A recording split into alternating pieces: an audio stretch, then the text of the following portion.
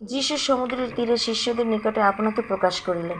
যীশু যখন দেখলেন তার শিষ্যরা আবার নদীতে মাছ ধরতে গিয়েছে, তখন যীশু তাহাদের কাছে গেলেন। শিষ্যরা সারা রাত জাল টেনে কোনো মাছ ধরতে পারছিলেন না। এদিকে ভোর হইয়া আসিতেছে। এমন সময় যীশু নদীর তীরে দাঁড়াইলেন। তথাপি শিষ্যরা যীশুকে চিনিতে পারিলেন না। যীশু শিষ্যদের বলিলেন, তোমাদের নিকট কিছু খাবার আছে? তাহারা উত্তর দিলেন, না। তখন যীশু তাহাদিগকে কহিলেন, নৌকার দক্ষিণ পাশে জাল ফেলো, পাইবে। অতএব তাহারা জাল ফেলিলেন এবং এত মাছ পড়িল যে তাহারা জাল টানিয়া তুলিতে পারছিলেন না।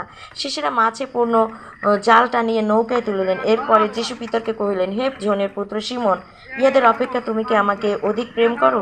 তিনি তাহাদিগকে কহিলেন, প্রভু, আপনি জানেন আমি আপনাকে ভালোবাসি। তিনি তাহাকে কহিলেন, আমার মেষশাবকগণকে চরাও। পরে তিনি দ্বিতীয়বার তাহাকে কহিলেন, হে যোহনের পুত্র শিমোন, তুমি কি আমাকে প্রেম করো? তিনি কহিলেন, হ্যাঁ প্রভু, আপনি জানেন আমি আপনাকে ভালোবাসি। যীশু তাহাকে কহিলেন, আমার মেষগণকে পালন করো।